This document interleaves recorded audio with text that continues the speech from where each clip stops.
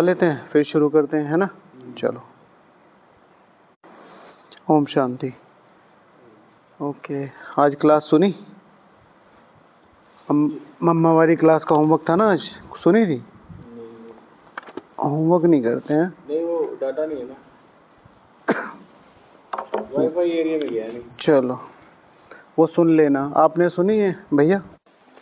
मुझे उसमें क्लास में सबसे अच्छा क्या लगता है कि वो क्लास नहीं है, वो क्लास है एक पर्सनल कन्वर्सेशन। और किसी व्यक्ति की अगर पर्सनल कन्वर्सेशन आपको मिल जाए तो आपको व्यक्ति का व्यक्तित्व और जो उससे बात कर रहा है उसका व्यक्तित्व पूरा पता चल जाता है, राइट। जैसे मैं आपका दोस्त हूँ, राइट, हम दोनों अच्छे से रह रहे हो। कल इन्होंने कुछ कह दिया कि भाई अमित भाई ऐसे बात कर रहा था आपके बारे में, तो आप और जानने की कोशिश करोगे क्योंकि उससे पता चलेगा कि मेरा व्यक्तित्व कैसा है। इन्होंने कहा भाई अमित भाई आपकी बहुत तारीफ कर रहा था, वैसे तो मैं आपसे नॉर्मली बिहेव करता हूँ। तो आप क्या करोगे, अच्छा और क्या कह रहे थे? तो इससे आपके और मेरे संबंधों में फर्क पड़ेगा कि भाई ये तो मुझे दिखाता नहीं इतना प्यार करता है, या फिर इसका उल्टा। इसी तरीके से भगवान ये थोड़ा ही सोच रहा होगा कि ये, हालांकि भगवान को तो पता ही होगा कि भाई ये बच्चे जाके सुनेंगे बाद में और ये, लेकिन उस समय वो जो बातें कर रहा है वो किसको कर रहा है? आदि देवी को। आदि देवी से डायरेक्ट बात हो रही है कि तुम इस चीज को समझो। तो उन चीजों को अगर हम पकड़ लें कि भाई ये बातें उस समय नहीं आज भी हो रही हैं, तो फिर आज किसी का मैसेज आया था कि जब भी ये क्लास सुनते हैं तो अलग ही शक्ति बढ़ जाती है, क्योंकि वो लोग तो क्लासेस की तरीके से ले रहे हैं, लेकिन जैसे संगठन के हैं भाई बहने तो सीरियसली जब चीजों को लेते हैं ना तो उनको समझ में आता है। यज्ञ को जब सीरियसली लेते हैं तो समझ में आता है। स्वयं भगवान को आके ये बातें कहनी पड़ रही है कि भाई मैं एक चुटकी में बदल सकता हूँ जो भी तुम्हें चाहिए, सुख का और ये। लेकिन ड्रामा में ये जो पेपर्स आ रहे हैं ये ड्रामा की खूबसूरती है ताकि तुम उस पद को पा सको। तो कल चारों लोग आप जिसने भी क्लास नहीं सुनी वो जरूर कल क्लास जरूर सुन लेना, ठीक है, किसी भी हालत में। सबसे पहला काम यही करना मुरली के तुरंत बाद। मैं कल फिर शाम को पूछूंगा, बहुत ज़्यादा ज़रूरी है हमारे योग को बढ़ाने के लिए, हमारी भावनाओं को बढ़ाने के लिए, हमारी फिक्र को बढ़ाने के लिए। कितने दिन रह गए बाबा मिलन में? मुश्किल से 7-8 दिन रह रहे हैं, तो उसकी तैयारी तो करो। ऐसे ही थोड़ा है कि जाके बैठ जाओ और बाबा मिलन हो जाएगा। भाई वो परम है, ऐसे ही नहीं मिलता, लेकिन मिलता 100% है। और इस समय जिस इंटेंसिटी से बाबा मिल रहा है, मुझे नहीं लगता इससे पहले कभी साकार में मिले ही होंगे। जिन्होंने पुरुषार्थ किया उनसे तो मिले ही होंगे, लेकिन अभी जिन्हें साकार नहीं पता, जिनको निराकार नहीं, अव्यक्त नहीं पता, फिर दादियाँ वगैरह, अब कहाँ हैं? किससे मुलाकात होती है, किससे बात होती है? कोई भी नहीं है। और वो भगवान को देखना चाहते हैं तो उसका एकमात्र तरीका है वो इतिहास को जान के उस जैसी लगन पैदा करना। फील किया इस बार जब सब किस तरह से किया? ओके, 5 से ऊपर है, नीचे ठीक है। अच्छा, तो आज बाबा कह रहे थे कि मीठे बच्चे बेहद की अपार खुशी का अनुभव करने के लिए हर पल बाबा के साथ रहो। तो टॉपिक था कि बाबा के हर पल साथ रहने के कौन कौन से उपाय हैं।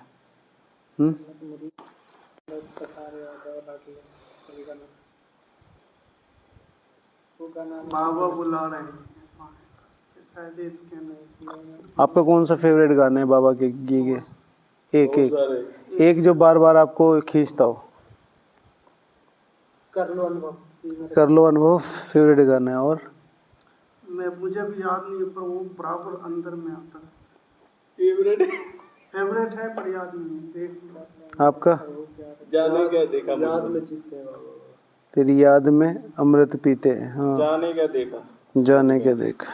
चलो रोना आता। ठीक है। एक तो और है, वो आजकल मैं सुनता हूँ, तेरा क्या मुझसे नाता, क्यों मेरी हर गलती बुला देता है, ऐसे वाला। तो आज बाबा ने बोला कि बेहद की अपार खुशी का अनुभव करने के लिए हर पल बाबा के साथ रहो। तो बाबा के हर पल साथ रहने के कौन से उपाय हैं? तो बाबा के साथ हर पल रहने का उपाय ये है कि सबसे पहले समझ लेना कि बाबा है कौन।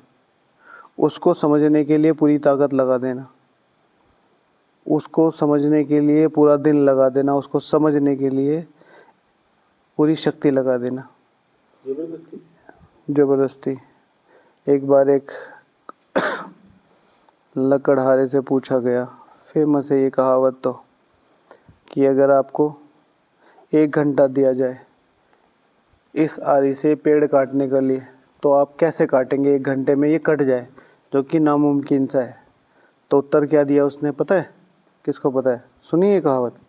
हाँ सुनिए, पर यार आरी नहीं थी, वो कुल्हाड़ी थी। हाँ, तो कहते थे कि मैं सबसे पहले उसको तीखा करूंगा, 1 घंटा दिया ना, हाँ तो 45 मिनट तीखा करूंगा। हाँ, ये क्योंकि मैं उसका बहुत बड़ा हिस्सा, मतलब लगभग 60% हिस्सा, लगभग 50 मिनट में इस आरी को, कुल्हाड़ी को तेज करूंगा और 10 मिनट में क्या काट दूंगा, लकड़ी, पेड़ काट दूंगा। और अगर उसकी धार तेज नहीं हुई तो 1 घंटा क्या 1 साल भी दे दो तो भी वो कटेगा नहीं। ये 2 स्टोरी है इसमें, एक लंबी। तो कौन है वो, उसकी पहचान, जितना ज़्यादा भगवान की पहचान हो जाएगी। और भगवान की पहचान के लिए 2 सबसे अच्छे उपाय कौन से हैं, बताओ? भगवान को पहचानने के सबसे अच्छे 2 उपाय कौन से हैं? अरे अभी तो आंसर दिया भाई। हाँ, भगवान को पहचानने के लिए स्वयं को पहचानना जरूरी है। और स्वयं को कैसे पहचानेंगे? स्वयं की वो कहाँ से आएगी? पहला आंसर जो दिया था, भगवान को पहचानने के 2 सबसे पहला आंसर क्या था आपका, जब भैया बोल रहे थे उससे पहला, सबसे पहला आंसर मुरली,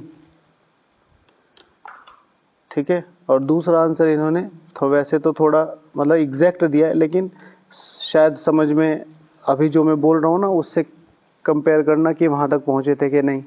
तो सबसे अच्छा तरीका है, जैसे कहा ना, भगवान के हर पल साथ रहने का। भाई आपको समझ में आ गया, एक तो आपको जो लड़की चाहिए, सपोज टू भी मैं बाहर का कुमार हूँ, या कोई कन्या है या कोई भाई है, वो आप शादी करना चाह रहा है, तो उसको कोई पैसे वैसे से लेना देना नहीं है, उसको बस एक ऐसी लड़की या एक ऐसा लड़का चाहिए जो उसका जीवन साथी रहे, ट्रस्टी रहे और अच्छे से जीवन चलता रहे, राइट।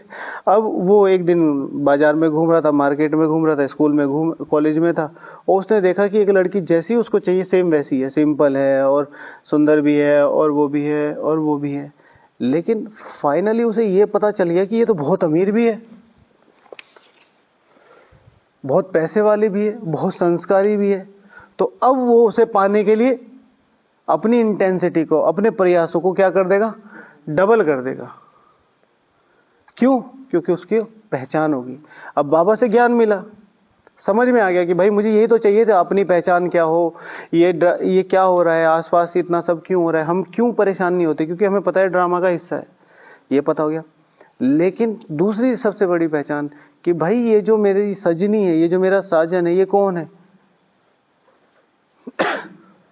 बाबा ने आज की मुरली में कहा, सर्व को सदगति देता हूं, लेकिन सबको सदगति देने वाला तुम्हारे सामने बैठा है, तुमको बैठ के पढ़ा रहा है।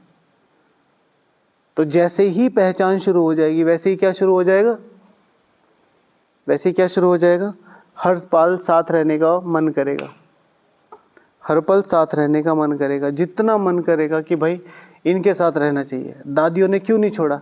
जब बाबा ने कहा भाई जाओ बाहर और सेवा करो, प्रजा बनाओ, तो दादियों ने कहा हम नहीं जाएंगे। क्यों नहीं जाएंगे? इसमें ये भी कह सकते खुद को तैयार करना।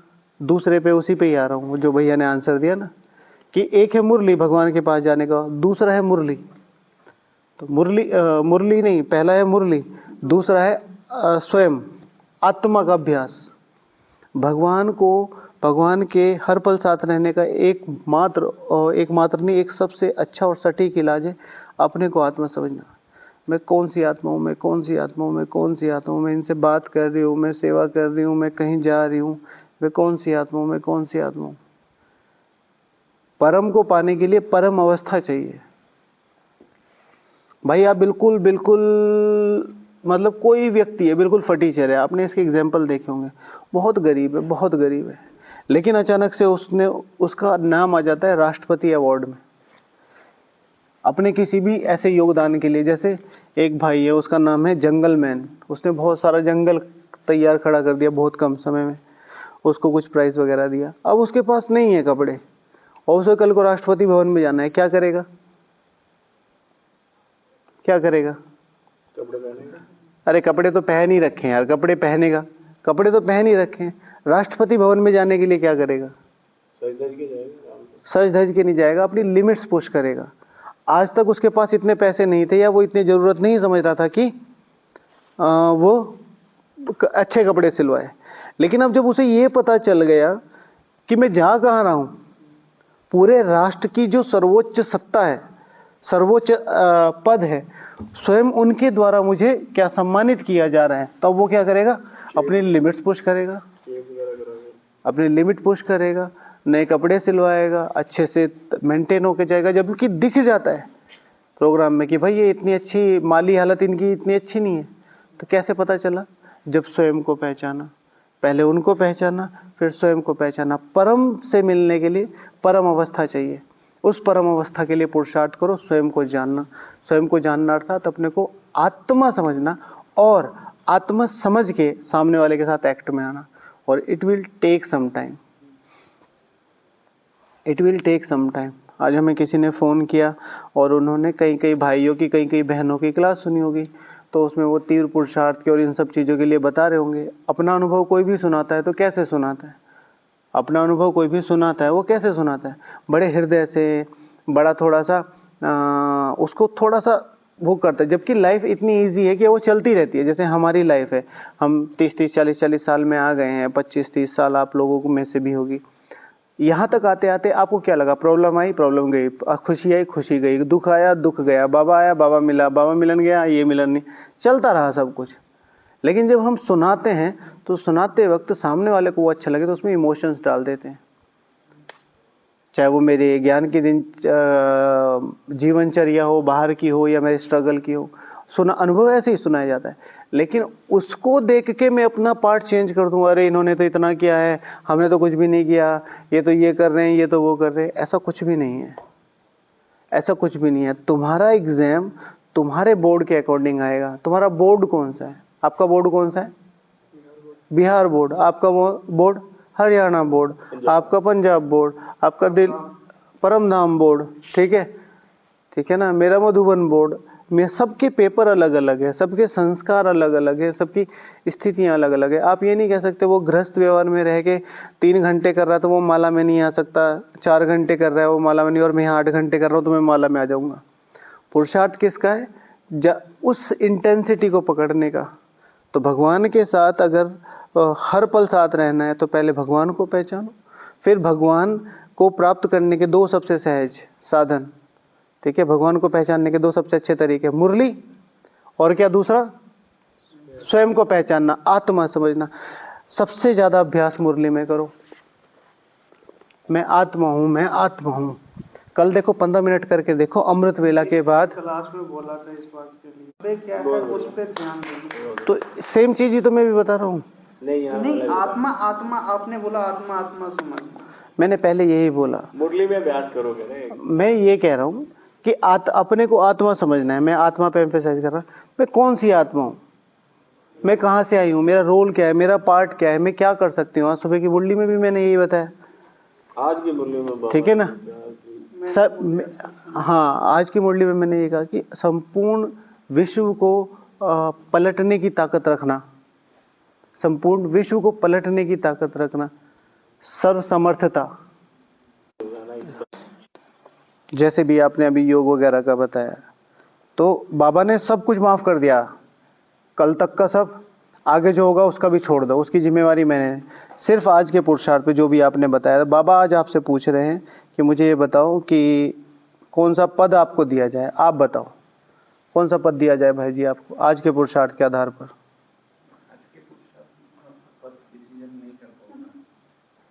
सिर्फ आज का बताइए ना, आप समझिए आपकी लाइफ आज की थी, और आज के जो पुरुषार्थ आपने किया, जिस भावना से किया, उसके आधार पर क्या पद मिल सकता है भैया।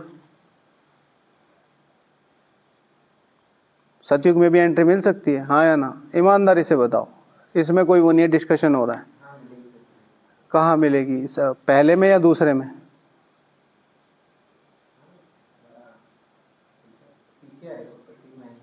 ठीक है, क्या कहते हैं माता जी, दीदी क्या कहते हैं?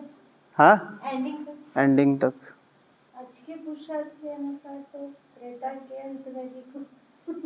क्या कहते हैं, क्या कहते हैं माता जी? क्या फ़ायदा हुआ फिर मधु बनाने का? मैं सिर्फ रियलाइज़ करा रहा हूँ। अगर चुभेगी नहीं ना तो सर्जरी होगी नहीं।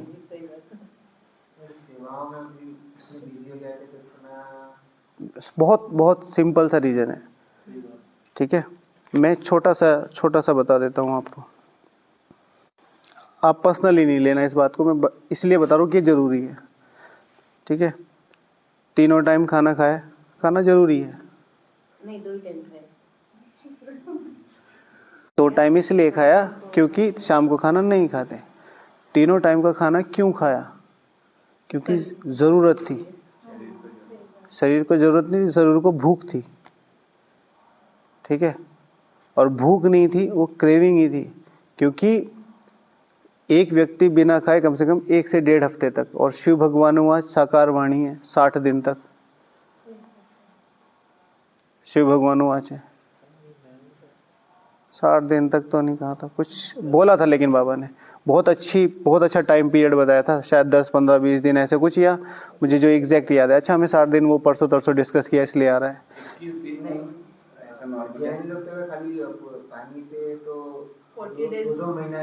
हाँ ठीक है, चलो 40 डेज हो गया। अब चेक करो अब क्यों नहीं हुआ। सिंपल सी बात है, जब भूख लगी तो हम गए थे, भूख नहीं थी तो हम नहीं गए। अभी मैं आपको 10 प्रकार के खाने दे दूं, आपको भूख नहीं लग रही होगी, आप नहीं खाओगे। भूख लग रही थी तो आपने अपने आप आपका सेवा आपकी अलग है, वो बात अलग है, लेकिन अपने आप ही आपके कदम उस तरफ बढ़ रहे होंगे। सिंपल सा लॉजिक है, रियलाइज करो कि उतनी भूख है पुरुषार्थ करने की या नहीं है। या सिर्फ देखिए, अगर हाँ प्यास ठीक है, दिनचर्या अलग है और यहाँ पे अलग है, तो फिर थोड़ा सा वो नहीं हो रहा है एकदम।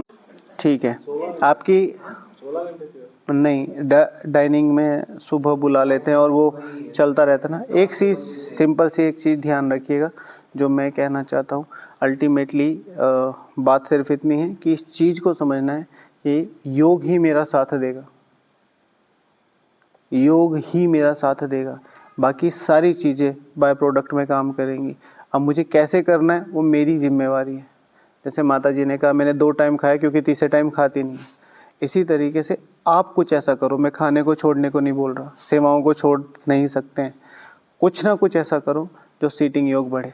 और उसका मेन कारण दो सबसे बड़ी मेजोरिटी के कारण है जिससे ब्राह्मण परिवार का ना योग बढ़ रहा है और ना ही क्रेविंग बढ़ रही है पुरुषार्थ को लेके, ठीक है। उसमें से सबसे पहले है चार्ट और दूसरा शेड्यूल। और मैं हाँ ठीक है, चार्ट लिखना और शेड्यूल होना। जब तक शेड्यूल नहीं है आप, तब तक चीज़ें उस तरीके से, तब तक दूसरे का शेड्यूल आपको ड्राइव करेगा। और अगर आप चार्ट लिख रहे हैं और शेड्यूल दे रहे हैं तो डेली आपको उसमें अपनी ग्रोथ नज़र आएगी। जब बैठ के शाम को बैठ के योग का चार्ट देंगे ना, और जब आप बाबा के सामने मिलेंगे, एक जैसे 45 प्लस हाफ एन आवर, ठीक है, 1 घंटा 15 मिनट, 2 घंटे तो ऑफिशियल है, 1 घंटा सुबह 1 घंटा शाम, इनको तो आप कर ही नहीं सकते। इनको तो आप ये नहीं, आप ओवर टाइम के लिए मना कर सकते हो, लेकिन जो कंपनी का काम है उससे कैसे मना कर दोगे। तो उसके लिए अपने आप को पुश करना। तो उसी में डिस्कस कर रहे थे। तो बाबा के सबसे ज़्यादा पास रहने के, हर पल साथ रहने का उपाय क्या है कि बाबा परमात्मा को पहचानना कि वो है कौन। उसके लिए एग्जाम्पल दिया था। दूसरा, परमात्मा को पहचानने के लिए 2 सबसे शक्तिशाली चीज़ें हैं। पहला है परमात्मा की पहचान, परमात्मा को पहचाना। परमात्मा को पहचानने के लिए 2 सबसे शक्तिशाली चीज़ें हैं, एक है मुरली, ठीक है, एक है स्वयं, मतलब अपनी आत्मिक स्थिति। अब आत्मिक स्थिति को नॉर्मली हम आत्मिक स्थिति से ले लेते हैं। मैं कौन सी आत्मा हूँ, सिर्फ आत्मा नहीं, मैं कौन सी आत्मा हूँ, मैं क्या कर सकती हूँ, मैं क्या कर रही हूँ, मुझे क्यों चुना गया है, मेरा रोल क्या है, मुझे देना क्या है, मुझे लेना क्या है, मुझे किसको देना है, मुझे, ये सारी चीज़ें उस आत्मिक स्थिति में आती हैं, इस आत्मा की। तो वो था। फिर तीसरा है कि अगर परमात्मा के साथ हर पल साथ रहने के उपाय हैं। बाबा ने कहा था कि जितना भगवान का अनुभव करना है उसके लिए मन की चर्या बनाओ। पूरा दिन मन कहाँ जा रहा है, मनचर्या बनाओ। तो इसको हमने शॉर्ट में पहले शुरू में, जैसे ये संगठन है, ऐसे ही 10-15 साल संगठन बनाए थे। तो दादी हमेशा सब संगठनों से मिलती थी, निर्मला दीदी भी मिलती थी। तो उसमें एक बार गुलजार दादी जी ने हम लोगों को बताया था। तो गुलजार दादी जी कहती थी कि मनचर्या, जैसे कुछ लोग हैं हर घंटे का एक सोमान ले लेते हैं, वो कहती हैं जितना भी आपका नॉर्मली एक ब्रह्म कुमार का जो ऑन एन एवरेज शेड्यूल है वो है 16 घंटे का। तो 16 घंटे को 4-4 हिस्सों में बांट लो और 4 हिस्सों में 4 घंटे का एक सोमान रखो, ठीक है। और फिर उसके हिसाब से अब मैं इस सोमान में 4 घंटे तक इसी में ही वर्कआउट करूंगी, फिर दूसरा, फिर वो रोज भी चेंज हो सकते हैं, कोई नहीं। इसे कहते हैं मन की चर्या बनाना। दूसरा, अपने को इस चीज में सामने रखो कि अगर मेरे पास टाइम स्पेयर बचा, मेरी सेवा है सुबह 9 से लेकर रात को 9 बजे तक, लेकिन इस 9 के बीच में मुझे आधा पौना घंटा जो भी मिला, मुझे उसमें क्या करना है वो जरूर पता हो। नॉर्मली क्या होता है, हमें बोल दिया कि भाई ये खाना है, इतने बजे लोग आएंगे, नॉर्मली उतने बजे नहीं आते हैं, तो हम ईजी हो जाते हैं कि हम तो सेवा में बैठे ही, हमारे नंबर जमा हो रहे। लेकिन उस जो टाइम बफरिंग है उसमें ये चीज आती है कि उस बीच में उस स्लॉट में क्या यूज करना है, ठीक है। बाकी तो आपको वहां बताया होगा, साइलेंस में जितना हो सके उतना। फिर मन की चर्या, फिर स्थूल दिनचर्या। बिना स्थूल दिनचर्या के आप ब्राह्मण जीवन को नहीं पकड़ पाएंगे, चाहे कितना ही मेहनत कर लो, कितने ही घंटे योग कर लो। शिव भगवान आज 2 संडे की पहले की मुरली में था, ठीक है। वो तो वृत्ति के ऊपर था कि वृत्ति कैसे ठीक हो, कि भले ही 8-8 भाषण कर लो, कितनी ही सेवाएं कर लो, कहीं भी चले जाओ, लेकिन किसी भी आत्मा के प्रति एक भी नेगेटिव संकल्प है तो वृत्ति से वायुमंडल नहीं बना सकते।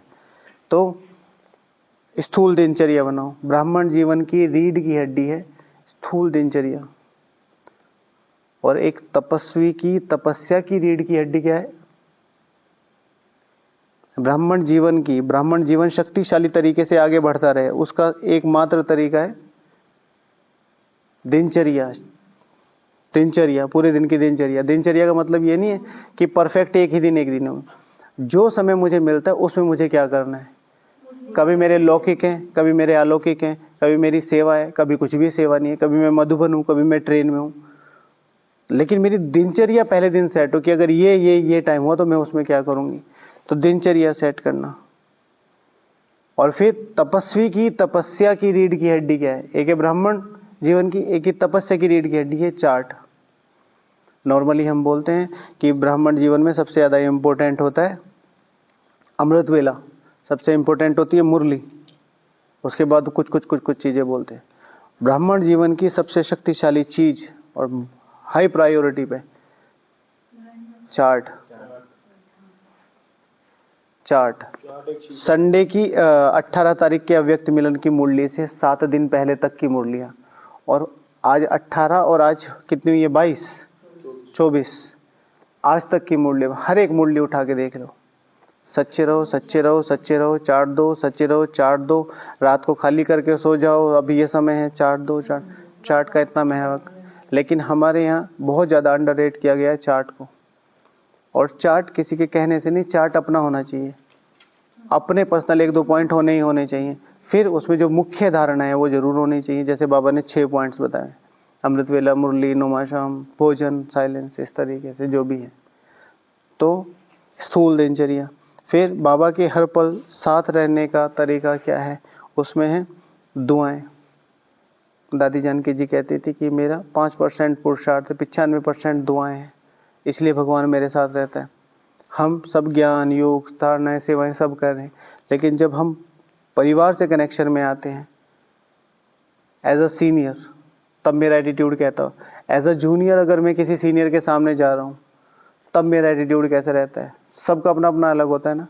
शिव भगवान हूँ आज इस संडे की मुरली में, उससे पिछले संडे की मुरली में, उससे पिछले संडे की मुरली में, उससे पिछले संडे की मुरली में, चारों संडे की मुरली में, प्लस अव्यक्त मिलन की मुरली में। आज उठा के देख लेना, मोबाइल पे सब कुछ अवेलेबल है। सिर्फ एक तरीका चलन, सिर्फ एक तरीका चलन की बात कर रहे हैं। वृत्ति से वायुमंडल वाली बात करी थी, इस बार जो बात करी, अपनी चलन दिखाओ। क्या देखना चाहते हैं? तुम्हारा चेहरा देखना चाहते हैं। डबल पुरुषार्थी हो, डबल विदेशी हो, क्यों हो? कैसे पता चले विश्व कल्याणकारी बाप है? ठीक है।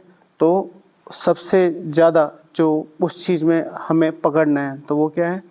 अपनी चलन को पकड़ना है, दिखाना है, दिखाना है, दिखाना है। क्योंकि ज्ञान योग, अब ये जो सारे लोग खुश हो रहे हैं, आप ये थोड़ा ही बता रहे हो अपने को आत्मा समझो, मैं स्वमान में हूँ, वो आपके चलन दे रहे, वो आपके मुस्कुराते हुए चेहरे देख रहे, वो आपके फ्रेश चेहरे देख रहे हैं कि भाई इनमें कुछ तो ऐसा है। तो वो कहाँ से झलक रहा है? चेहरे से झलक रहा है। अवेलेबिलिटी, वो हेलो बोलते हैं और आप एकदम ऐसे अटेंटिवली खड़े हो जाते हो वहाँ, तो ये समर्पण भाव कहाँ से आ रहा है? ये चलन कहाँ से आ रही है? ठीक है, तो वो समर्पण भाव उस चलन को धीरे धीरे लाता है। फिर और भी पॉइंट्स थे, लेकिन अभी टाइम हो गया, 10:40 पे पूरा करते हैं, लेकिन आप आए थे तो थोड़ा सा एक्सटेंड किया। ओके, फिर कल मिलेंगे। ओम शांति।